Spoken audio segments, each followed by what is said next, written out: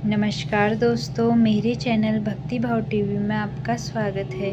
तो दोस्तों, आज के इस वीडियो में मैं आपको बताने जा रही हूँ कि क्यों आए भगवान शिव महाकाली के पैरों के नीचे।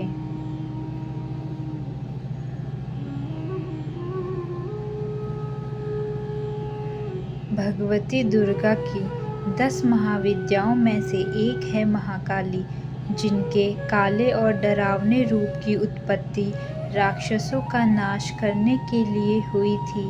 यह एकमात्र ऐसी शक्ति है जिनसे स्वयं काल भी भय खाता है।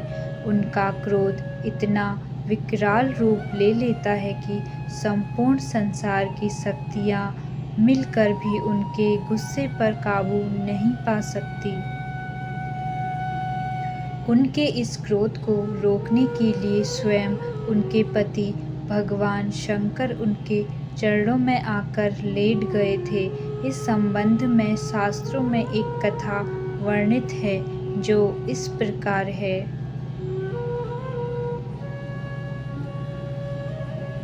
दैत्य रक्तबीज ने कठोर तप के बल पर वर पाया था कि अगर उसके खून की एक बूंद भी धरती पर गिरेगी तो उससे अनेक दैत्य पैदा हो जाएंगे। उसने अपनी शक्तियों का प्रयोग निर्दोष लोगों पर करना शुरू कर दिया।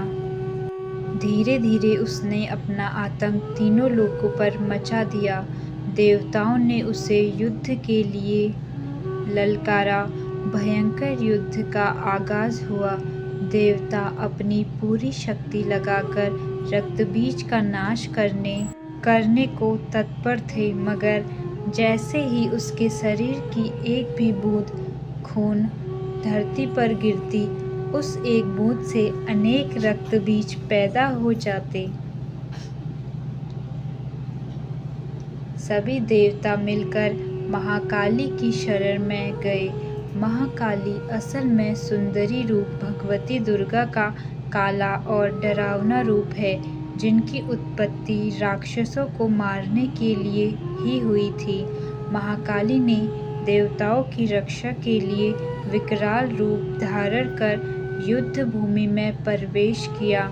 माँ काली की प्रतिमा देखें तो देखा जा सकता है कि वह विकराल माँ है, जिसके हाथ में खप्पर है, लहू टपकता है तो गले में खोपड़ियों की माला है, मगर माँ की आंखें और हृदय से अपने भक्तों के लिए प्रेम की गंगा बहती है।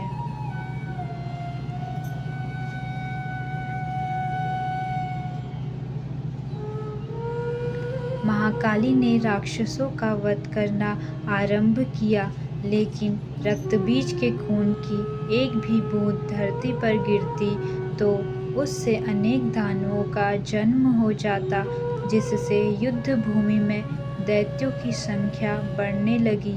तब माँ ने अपनी जिह्वा का विस्तार किया। दानवों का एक बूंद खून धरती पर गिरने की बजाय उनकी जिह्वा पर गिरने लगा।